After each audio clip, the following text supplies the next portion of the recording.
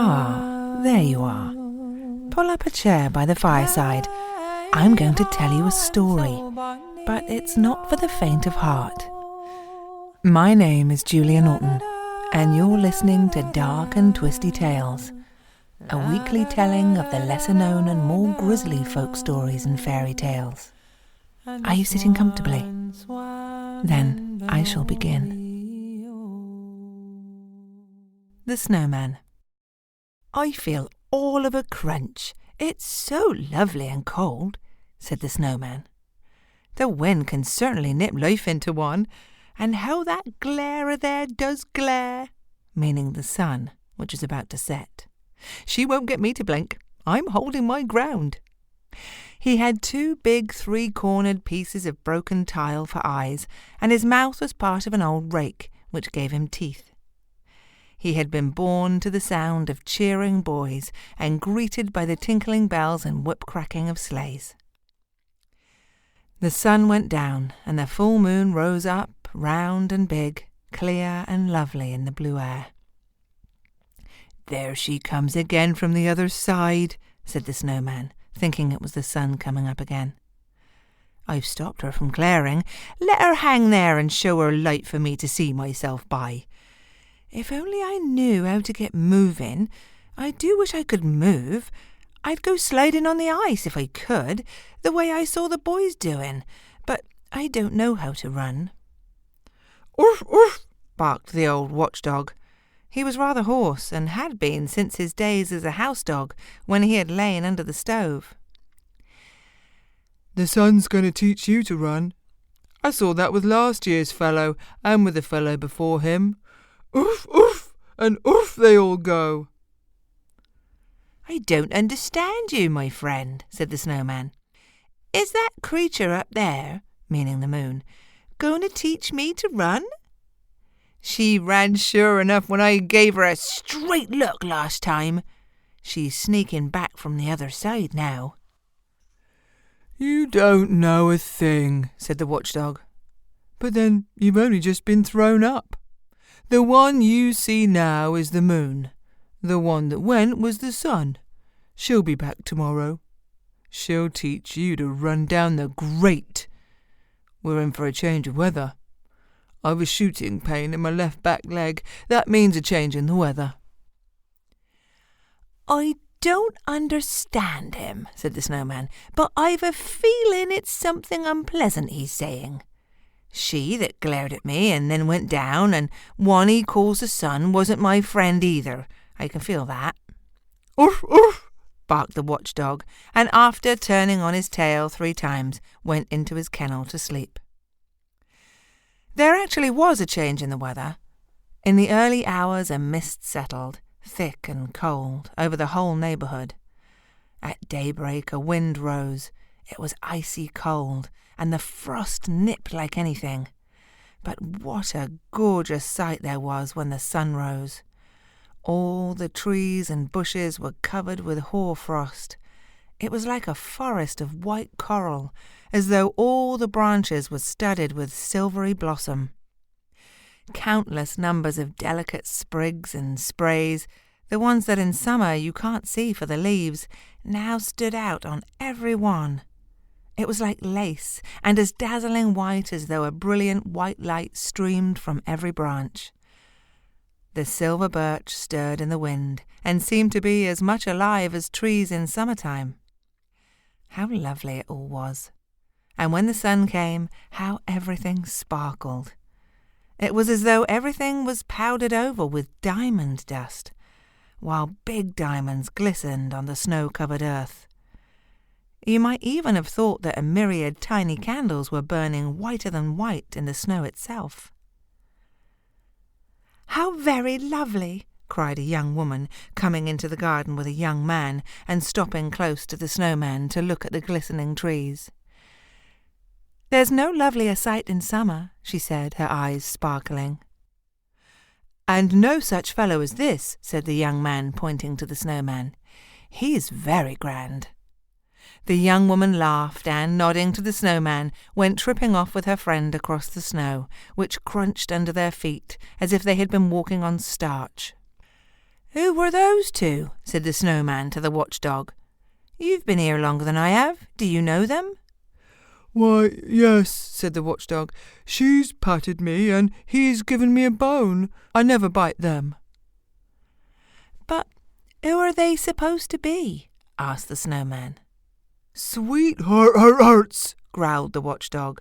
"They're going to share a kennel and gnaw bones together. Urf, urf."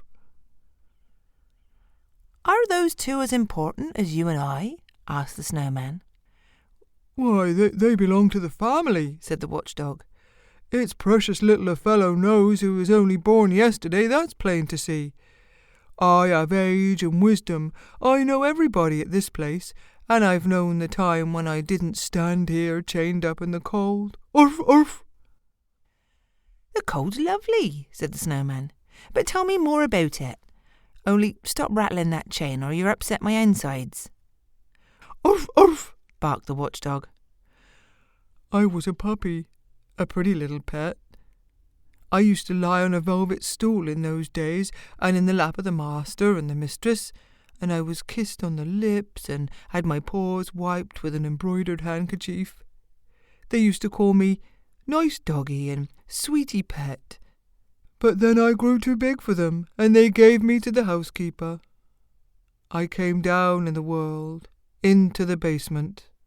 From where you are, you can see it. You can look into the room where I made one of the family. That's what I was when I lived there. It may have been a poorer place than the one above, but it was cosier, and I wasn't cuddled and lugged about by children as I had been upstairs. My food was just as good, and there was more of it. I had a cushion of my own, and then there was the stove. At this time of the year, that's the nicest thing in the world. You can get right under it, out of everybody's way. Yes, I still dream of that stove. Urf, urf." "Is a stove nice to look at?" asked the Snowman. "Is it like me?" "It's the exact opposite of you. It's as black as soot and has a long neck with a brass front. It eats wood till the fire comes out of its mouth. You have to keep near it, right up to it, underneath it, then it's as cosy as anything. If you look through the window from where you stand, you should be able to see it." And looking in, the Snowman actually saw a polished black object with a brass front. The fire shone out from underneath it, and the Snowman had a strange feeling inside him, a feeling he just couldn't make out. Something he had never known before had come over him, something known to everybody who isn't a snowman. "And why did you leave her?" asked the Snowman, thinking that it must be a she. "Whatever made you leave such a place?" "I couldn't help it," said the watchdog. "They turned me out and chained me up here.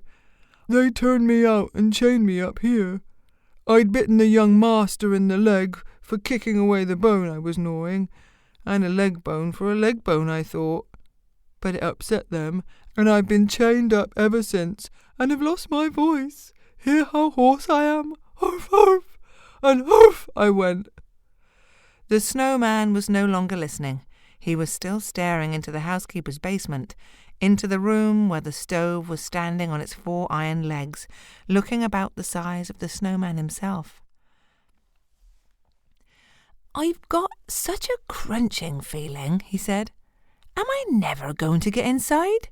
It's a harmless wish, and surely harmless wishes should be granted.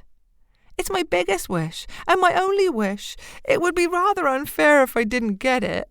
I must get in. I must lean my head against hers, if it means breaking the window." "You'll never get in there," said the watchdog. "And if you did get to the stove, you'd be off. "I'm as good as off now," said the Snowman. "I'm breaking in two, I think." All day long the Snowman stood gazing in at the window. At dusk the room seemed even more inviting.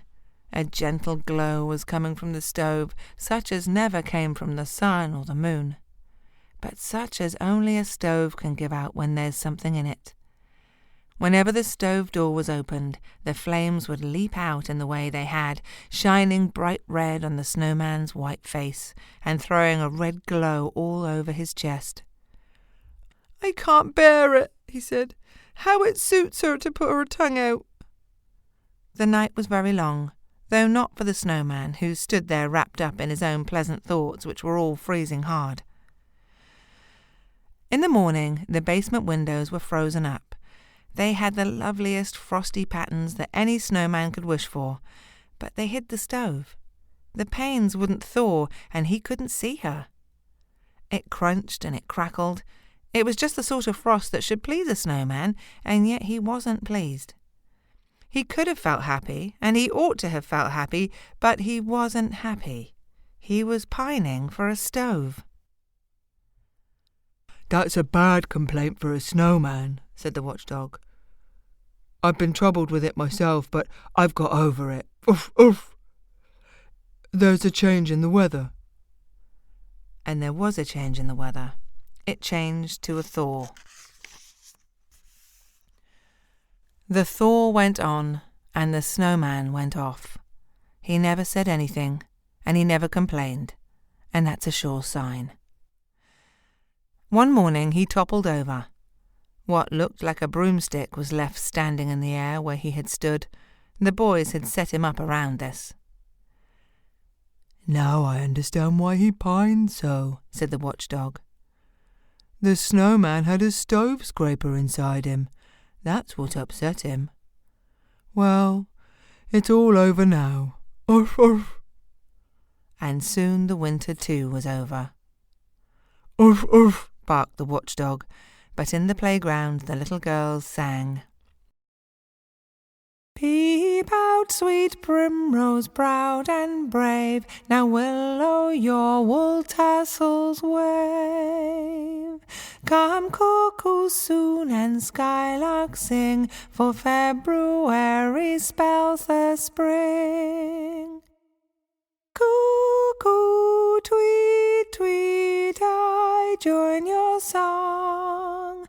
Come, welcome sunshine all day long. And then no one ever thinks of the snowman anymore. Peep out, sweet primrose, proud and brave, now willow your wool tassels wave. Come cuckoo soon and skylark sing, for February spells the spring.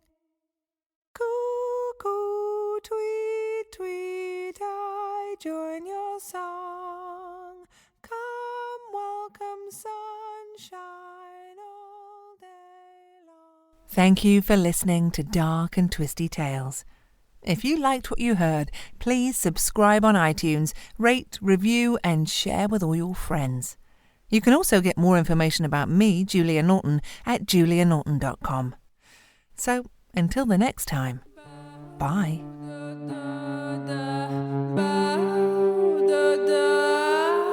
Bye.